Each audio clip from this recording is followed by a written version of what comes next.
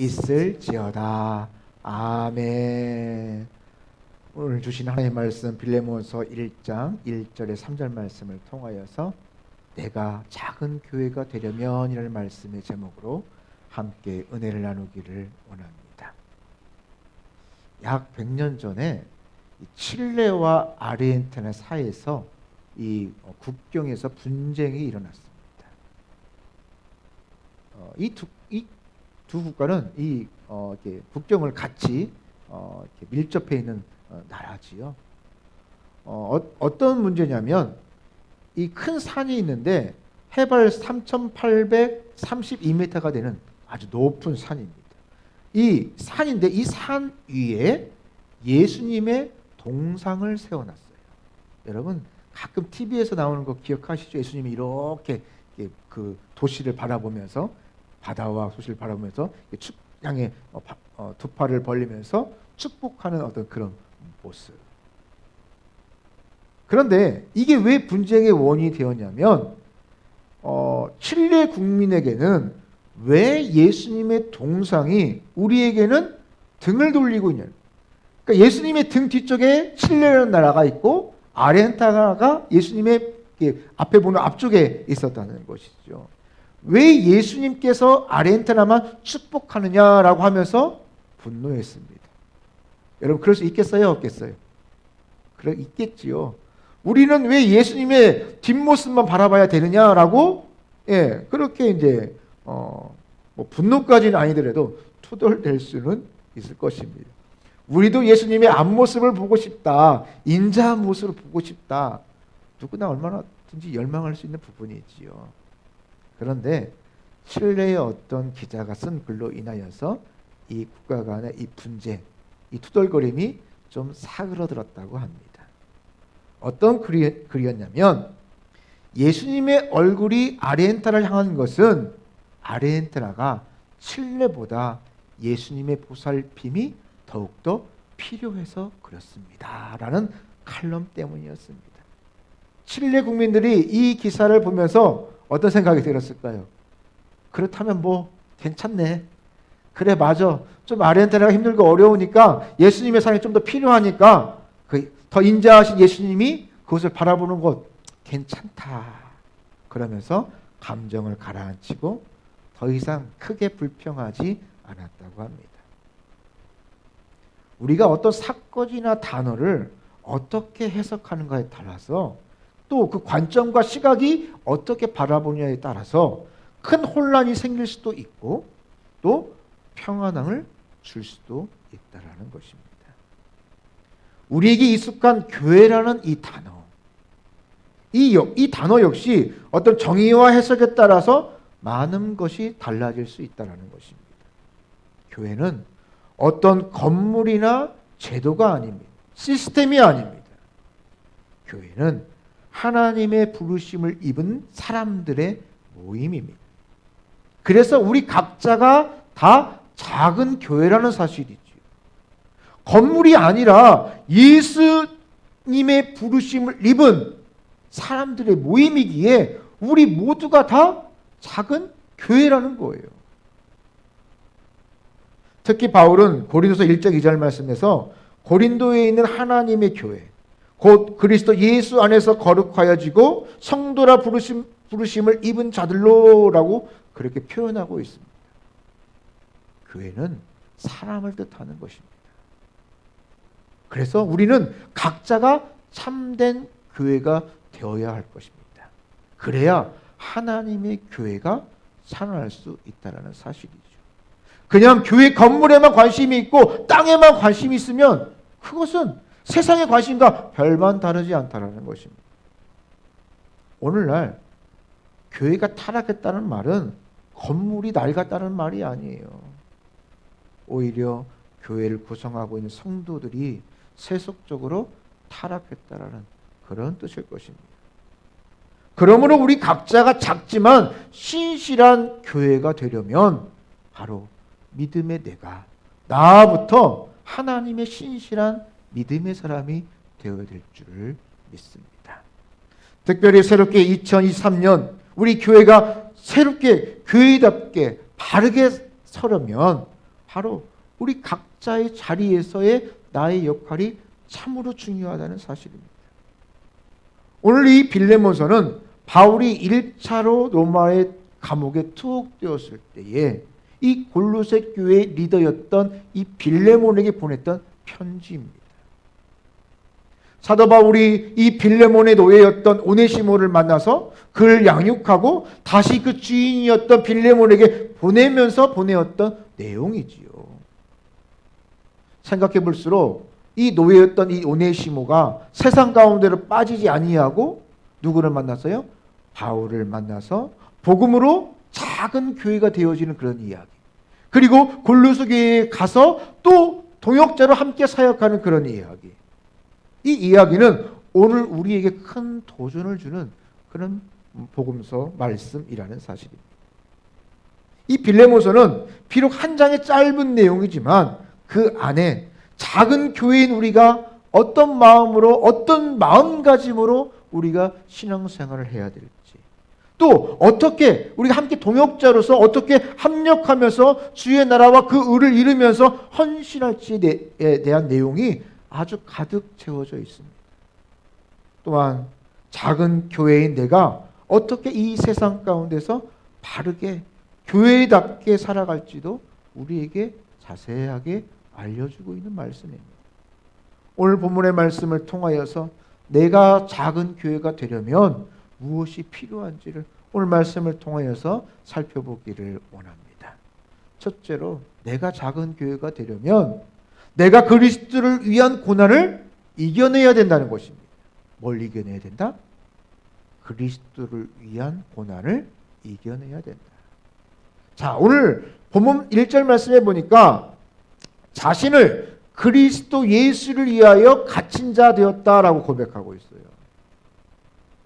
자, 사도행전에서 바울은 총 3번의 선교 사역을 마쳤는데 매번 이 유대인들이 이 바울이 율법을 어겼다, 하나님의 신성을 모독하였다라고 공격하면서 그를 죽이려고 했죠. 그리고서 마침내 지금 바울이 감옥에 갇히게 되어진 것입니다.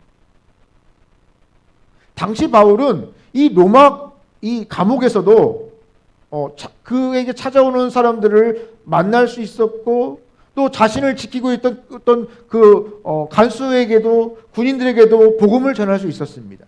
하지만 제약이 있었죠. 뭐냐면 바로 바울은 죄인이기에 로마를 떠나서 다른 지역으로 가서 복음을 전할 수가 없었어요. 그래서 골로새서, 고린도 전후서 그런 지역에 어떤 편지를 보낸 것입니다.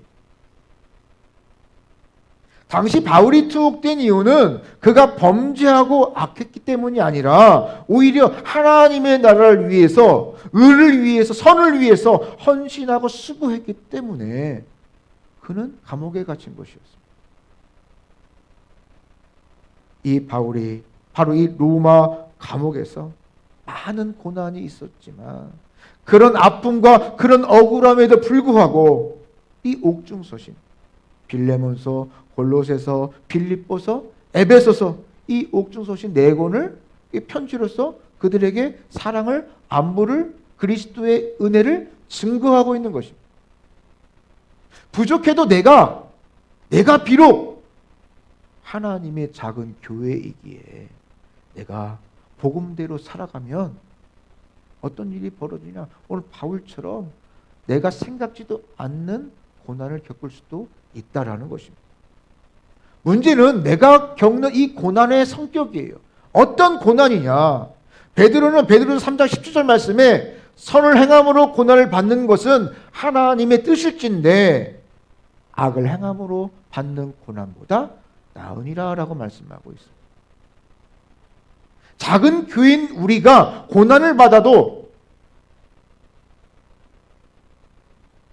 악함보다 선을 위해서 일함으로 고난을 받아야 된다라고 강조하고 있는 것이지요.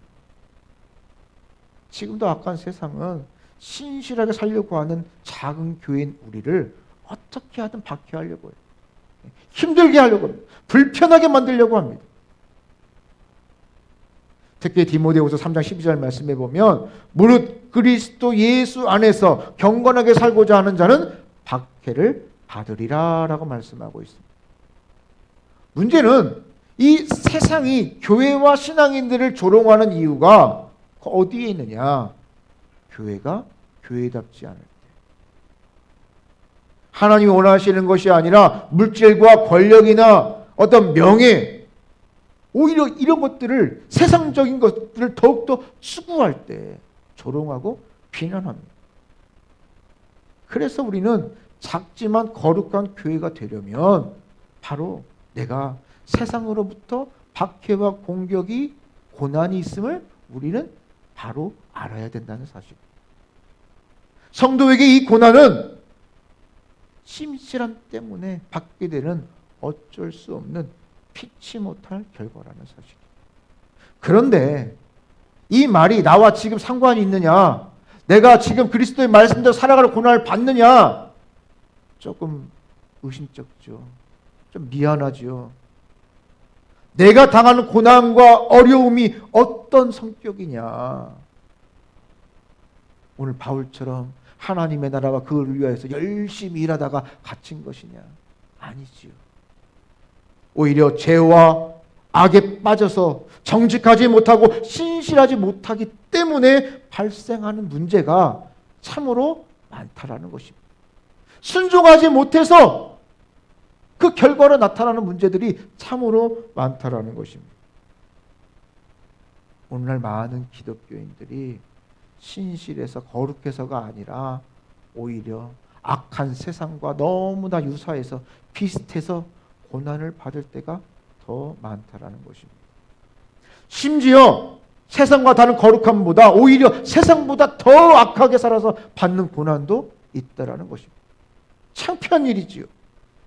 그러나 우리가 작은 교회답게 하나님이 원하시는 대로 신실해지려면 내 죄와 허물로 인한 고난보다는 오히려 예수로 인하여서 받는 고난을 체험하고 그곳에서 이겨야 하나님의 응답을 받을 수 있고 내 믿음이 성장할 수 있다는 사실입니다. 지난 한 주간 보니까 우리 성도님들 그리고 기도하려고 하고 또 말씀 읽으려 하고 또 삶의 자리에서 최선을 다해서 또 이 예배를 지키려고 또 먼 곳에서 또 이렇게 또 나오는 그 믿음의 발걸음들을 바라봅니다. 이런 것들이 내가 힘들지만 야 교회가 거기만 있냐? 야 말씀이 거기만 들려지냐? 얼마든지 핑계거리가 많아요. 하지만 그럼에도 내가 하나님 중심, 교회 중심, 말씀 중심, 그 중심이 흔들리지 않을 때 다른 그 어떤 것도 흔들리지 못한다는 사실. 세상이 나를 유혹하여도 우는 사자처럼 삼킬자를 찾고 있을지라도 내가 넉넉하게 이길 줄을 믿습니다. 성경의 대부분의 인물들을 살펴보면 그들을 보면 참으로 많은 고난을 받았어요. 여러분 요셉이 창세기 37장부터 쭉 해서 거의 막 50장 그 끝무렵까지 나와요. 장사하는 부분까지. 어떻게 보면 개인적으로는 그 내용이 참 많습니다. 여러분 내용이 많다라는 건 무엇이 많다는 거예요? 고난도 많다라는 거예요. 그렇죠? 고난이 많으니까 태어나면서 스토리가 막 구구절절 막 엄청 많잖아요. 마지막 장사 때까지 그 스토리가 진행되어집니다. 베드로는 헤롯 아그리파 1세로부터 박해를 받아서 거의 죽임을 당할 뻔했지만 천사의 도모로 겨우 살아났고, 바울도 고린도서 11장에 보면 그가 복음을 전하다 받은 그의 어떤 그 고난의 것들을 목록을 언급할 정도로 힘들었어요. 죽을 뻔했고 그 외에도 말할 수 없는 고난을 이겨냈지요. 스데반과 야고보는 어떻습니까? 한참 일해야 될 그 나이에 허망하게 그냥 그는 순교로 하나님께 빛을 나타냈습니다. 문제는 이들이 당한 고난은 자신의 어떤 죄나 허물이나 그들의 어떤 죄악 때문이 아니라 하나님의 영광을 위한 고난이었다는 것입니다. 그렇다면 우리가 작은 교회답게 신실하게 살아가려면 과연 나는 예수를 잘 믿다, 나는 어떤 고난을 당하셨나요? 노력은 해보셨나요? 노력을 해야 돼요. 행함으로 나아가야 돼요. 그냥 그들과 똑같이 그냥 같이 간다면 너나 나나 뭐 별 다를 게 없네. 다른 점이 뭐 그걸 못 찾는다면 그거는 어떻게 보면 참 실패한 신앙인으로 실패한 모습이지요. 내 고난이 정말 하나님께 영광은 되었는지 한번 물어봐야 될 것입니다. 지금 내가 당한 이 고난이 혹시 억울하고 어떤 아픈 마음은 있는지, 그 가운데 기쁨과 감사함이 더 많은지 한번 비교해 볼 필요가 있습니다. 진지하게 묻고 답을 찾아야 될 것입니다. 그러므로 신실하고 정직한 중에 당하는 고난은 하나님께서 나와 함께 하신다는 표현입니다. 그래서 고난이 우리에게 있는 것입니다. 올 한 해 우리 성직교회가 교회다워지려면 허물과 죄로 인한 이 고난보다는 하나님을 위한 이 고난이 더욱더 많아져야 될 줄을 믿습니다. 야, 그건 해도 안 돼. 그러면 안 되는 거예요. 백날 안 되는 거예요. 하지만 말씀대로 할 때 고난이 있다면 그것이 정상인 것이죠. 그것이 감사한 것이죠. 그 고난을 귀찮은 것을 여기는 것이 아니라 그 고난을 찾아 나아가는 믿음의 한 해가 되기를 축복합니다.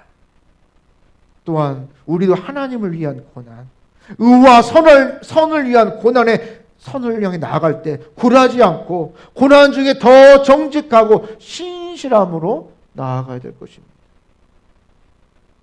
우리가 항상 신실함과 정직함으로 당하는 이 고난을 믿음으로 이기고 작은 교회에서 날마다 승리하는 우리 사랑하는 성직교회 성도 여러분 다 되시기를 주님의 이름으로 축복합니다. 두 번째로, 내가 작은 교회가 되려면 우리가 항상 주변의 사람들을 축복하면서 살아가야 돼요. 작은 교회가 되려면 뭐 하라고요? 축복하면서 살아. 첫 번째가 뭐라고 그랬어요? 작은 교회가 되려면 그리스도의 고난에 동참하자, 참여하자. 이제는 좀 수준 높게 하나님이 원하시는 그곳에 한번 조금 자라나가 보자. 한 발자국만 나아가 보자. 오늘 본문 3절 말씀해 보니까 하나님 우리 아버지와 주 예수 그리스도로부터 은혜와 평강이 너에게 있을지어다 라고 말씀하고 있습니다. 바울은 신약 성경이 27권이잖아요. 39, 27. 27권 중에 약 13권을 서신서로 신약 성경에 남긴 사람이 바울입니다. 거의 절반이잖아요. 27권 중에 13권이면 절반이잖아요. 뭐 분량은 그렇게 안 되겠지만. 특별히 이 바울 서신의 대부분 내용을 보면 편지 형식이라고 했잖아요. 고린도 교회에, 골로새 교회에, 빌레몬에게. 그런데 이 편지 형식을 보면 편지를 받는 대상과 그 교회를 축복하면서 시작을 해요. 이 바울의 이 축복은 습관적이고 형식적이기보다는 정말 그 내용에 보면 진심과 정성으로 가득한 축복의 내용이 참으로 많다라는 사실. 그런데요, 이게 습관화되어야 될 필요가 있더라고요.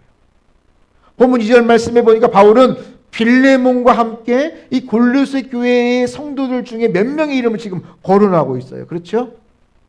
아비야와 아키포. 근데 이 아비야가 보니까 이 학자들의 내용에 보니까 빌레몬의 아내가 아키포고, 아비야고, 아키포는 빌레몬의 아들이다라고 이제 신학자들은 말합니다. 그리고 본문 2절 말씀 보니까 내 집에 있는 교회라는 독특한 표현을 쓰고 있어요. 이것은 당시 이 골로새 교회 지역의 어떤 기독교인들이 바로 이 빌레몬의 집에 와서 함께 모여 예배드렸음을 알려주는 그런 대목입니다.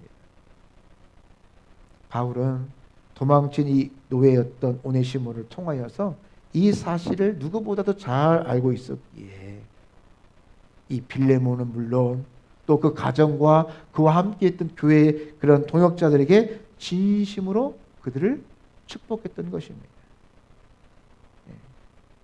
바로 이 빌레몬과 그 동역자들, 여러분, 근데 한번 생각해 보세요. 여러분, 누가 누구를 축복해야 되냐? 지금 바울이 어디 있다고 했죠? 감옥에 있잖아요. 감옥에 있는 바울. 그리고 골로새 지역에 있는 빌레몬이나 그리고 그 동역자들, 누가 누구를 축복해 줘야 돼요? 형편과 어떤 상황으로 보면 바울을 위로하고 바울을 축복하고, 바울 사도님 비록 그곳에 있을지라도 하나님이 함께 해주실 것입니다. 하나님의 영광을 위해서 하나님의 또 그 길을 열어주실 것입니다. 위로하고 축복하는 것이 여러분 좀 맞지 않겠어요? 그런데 반대의 모습. 마치 병원에 있는데 병원에 있는 사람이 밖에 있는 사람에게 축복하고 건강하고 막 해주는 어떤 그런 모습과도 뭐 비슷한 모습이지요. 상식적으로도 뭐 그게 순서가 맞을 거예요. 그런데 바울은 지금 로마 감옥에 수감 중인데도 불구하고 어쩌면 자유로운 빌레몬 또 그 풍족한 그의 모습들, 그럼에도 그 동역자들을 축복해 주는 모습을 볼 수가 있다는 사실입니다. 나는 잘 되니까 막 뭐 할 거야가 아니라 지금 그 상황이 가장 힘들고 어려운 감옥에 있는 뚜벅 뛰는 상황일지라도 그는 그들에게 하나님의 은혜를, 축복을 빌었다는 것이지요. 바울이 그 상황이 그럴지라도 오히려 하나님의 은혜로 빌레몬과 그 가정의 동역자들에게 진심 어린 은혜를 베풀었다는 사실입니다. 바로 교회가 교회 되려면 또 우리 자신이 작은 교회이기에 무엇보다도 서로 진심으로 하나님의 이름으로 축복하며 동역해야 된다는 사실입니다. 성경은 하나님의 이름에 능력이 있어서 그래서 이스라엘 백성들은요 이 하나님의 이름을 함부로 부르지 못했어요. 여호와, 이 여호와라는 말을 그 자기 입으로 못 불렀어요.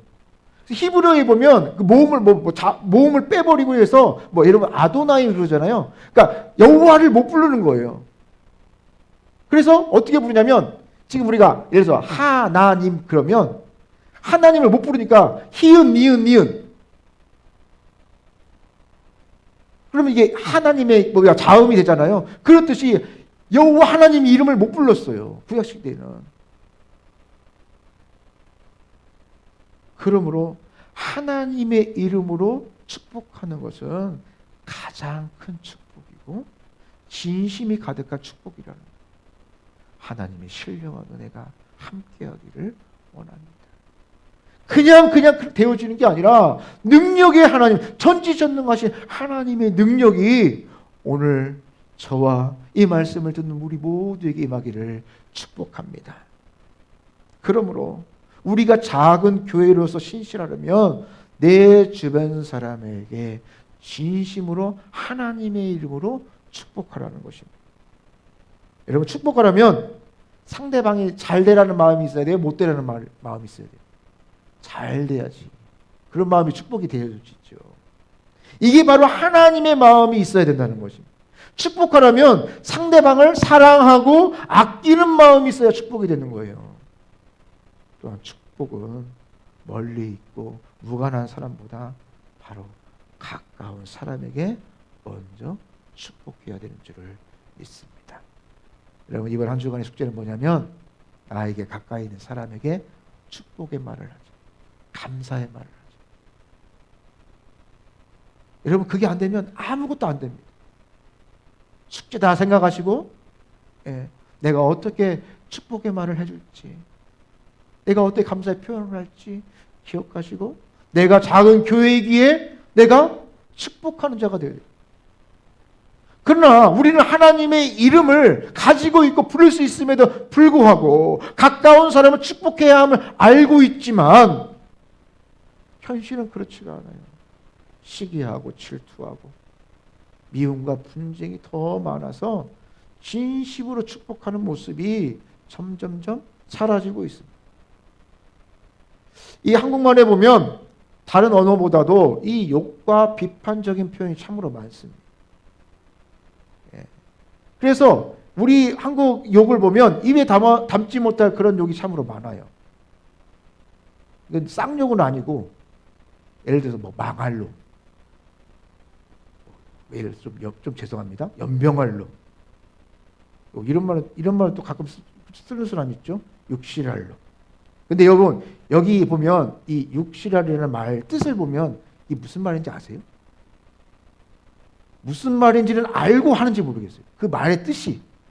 다른 말은 대충 이해가 가잖아요. 아, 근데 저는 이 말을 보면서, 사전을 보면서 이런 말에 이런 뜻이 있었어? 이 육시랄이라는 뜻은 뭐냐면 소나 말을 팔에 묶어가지고 사지를 6조각 내는 능지처참을 말하는 게 그 말이에요. 그러니까 능지처참을 받아 말할 놈이라는 그런 욕이라는 것이죠. 엄청난 저주의 말입니다. 그런 저주의 말이 어떻게 보면 일상생활에 들어와 있고 나와 있다는 사실이에요. 넘쳐난다는 사실입니다. 여러분 이런 욕이 우리의 삶 가운데 있다면 당연히 축복의 단어와 같이 공존할 수 있을까요? 웃으면서 욕할 수 있을까요? 이게 같이 안 된대요. 사람이요 그걸 해보라고 해도 안 된대요. 뭐 굳이 해볼 필요는 없습니다. 이 욕하면서 축복할 수 있을까요? 안 돼요. 우리가 쓰는 이 말은 그 말에는 힘과 능력이 있어요. 누가복음 10장 5절 6절 말씀해 보니까 너희가 어느 집에 가든지 먼저 말하되 이 집이 평안할지어다 하라. 만일 그 평안을 받는 사람이 거기 있으면 그 평안이 그에게 머물 것이요 그렇지 아니하면 너희에게로 돌아올 것이라. 이스라엘의 인사가 뭐예요? 샬롬, 샬롬이에요. 샬롬. 평안이에요. 평안하십시오. 평안하십시오. 이게 인사입니다. 이 집에 하나님의 평안이 있기를 원합니다. 평안을 빌으라는 거예요. 원수를 할지도 빌으라는 거예요. 만약 그가 받으면 그 평안이 이 집에 가득할 것이고 그들이 그것을 받지 아니하면 너나 받아라 하면 그 평안은 누구에게 와요? 나에게로 올 것이다. 이 말에는 힘과 능력이 있어서 어떻게든 열매를 맺게 한다는 것이에요. 그러면 우리는 어떤 말을 해야 될까요? 악하고 넘어뜨리고 상처 주는 말보다는 우리가 더욱더 축복하고 세워주려는 노력을 해야 될 줄을 믿습니다. 만약 타인이 그 축복을 거부해도 그 축복이 누구에게 돌아와요? 나에게 돌아오는 거예요. 이처럼 축복은 어떤 경우에도 절대로 그 능력과 힘이 땅에 떨어지지 않는다는 거예요. 그 사람에게 가든지 나에게로 오든지. 그런데 여러분 그 축복 그 사람에게 가면 나는 사라지는 건가요? 아니에요. 우리나라 선교사 중에 스왈론 선교사님이란 분이 계십니다. 부안만의 선교사지요. 그분이 이 조선의 가정마다 있었던 이 요광을 보고 요광. 우리 예성이는 요광이 뭔지 아시나요? 모른다고 그러네요. 예. 요광이 있어요. 집 안에 화장실이 있죠. 예. 실제적으로는 밖에 다 있는데 못 나가니까 안에 이런 요만한 항아리 같은 사기로 된 것도 있고 스테인으로 된 그런 요광이 있습니다. 거기다가 볼일을 보는 거예요. 볼일을, 배설물을. 근데 이 스왈로 선교사가 이 요광을 착각을 했어요. 어떤 착각을 했냐면 이것은 귀하고 비싼 밥그릇으로 착각을 했습니다. 뭐 그럴 수도 있죠. 평생 처음 본 거니까. 그래서 이분은 그래서 곳곳을 다니면서 한 번은 이 요광을 모았어요. 요광 좀 주세요. 요광 좀 주세요. 그래서 그 요광에다 뭘 담았냐니까 요광을 깨끗이 씻어가지고 쌀을 담아서 그 가정에 축복을 해줬다고. 이게 선교사에 기록된 내용입니다. 역사입니다. 어떤 남성은 이 스왈론의 요광이 주는 쌀을 받았겠죠. 야, 좋은 데가 많고 그냥 줘도 되는데 왜 하필이면 요광이냐. 하지만 이 요광에 든 쌀을 참 우스꽝스러운 일이죠. 지금 생각해 보세요. 얼토당토도 않는 그런 어떤 해프닝이잖아요. 그런데 이 스왈론 선교사의 축복, 그 보릿고개를 살려고 받음치는 그들을 향한 애달픈 마음, 그곳에 그 마음을 담아서 쌀을 담아서 그들을 주고자 하는 그의 마음, 진심을 다 그들을 보았기에 그것들을 감사함으로 받았다고 합니다. 이 남성이 훗날 복음을 영접하고 예수 그리스도를 영접하고 믿음의 가정을 이룬 후에 그가 이렇게 간증했다고 해요. 스왈러 선교사님이 요광에 주신 그 쌀은 우리 가정에 주는 축복의 시작이었습니다. 그래서 그 축복을 받고 그 남성과 그 가족이 하나님의 믿음의 가정을 이룰 수가 있었다고 합니다. 여러분, 우리 믿음의 성직교회가 참된 교회가 되려면, 그리고 내가 작은 교회가 되려면 항상 내 입술과 내 삶이 무엇을 선포해야 돼요? 축복을 선포하시기를 바랍니다. 저주가 아니라 하나님의 축복을 선포하시기를 바랍니다. 그럴 때 타인을 축복하고 그 복을 빌어주면 그 영혼은 점점 또 나와 가까워질 것이에요. 그리고 축복하려면요, 그에 뭘 봐야 되면 장점을 봐요. 축복하려고 하는데, 야, 너는 막 왜 몸이 그러냐, 왜 키가 그러냐, 그 단점을 막 지적하면서 축복할 수 있나요?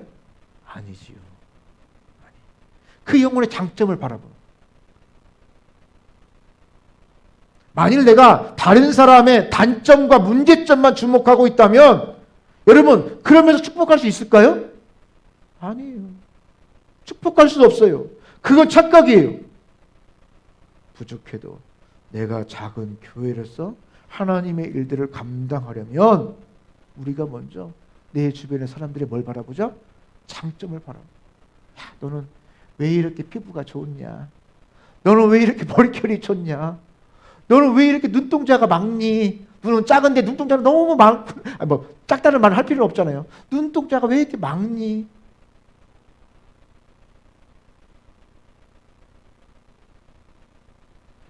그의 장점을 바라봐야 축복할 수 있다는 사실입니다. 여러분, 만일 내 주변에 사람이 없다면, 혹 나에게 친구가 많지 않다면, 또 혹 내가 외로움을 느끼고 있다면 내 입술의 언어가 어떤 말을 하고 있는지를 한번 살펴보기를 원합니다. 다른 사람을 향하여서 축복하는, 칭찬하는 말을 하고 있는지, 아니면 비판하고 정죄하고 문제점을 말하고 있는지. 여러분, 문제점만 말하고 비판하는 사람은요, 그것이 마저도요, 나중에 보면요, 멀리하게 돼 있어요. 안 그렇던가요?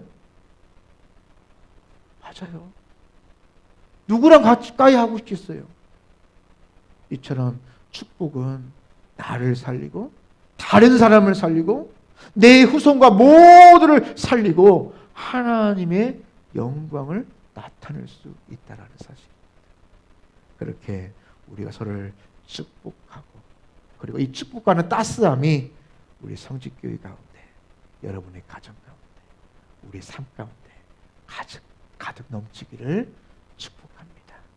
그래서 우리 교회가, 우리 가정이, 우리 삶이 더욱더 따뜻해지고 더 신실한 작은 교회로 올 한 해 승리하는 저와 여러분 되기를 주님의 이름으로 축복합니다.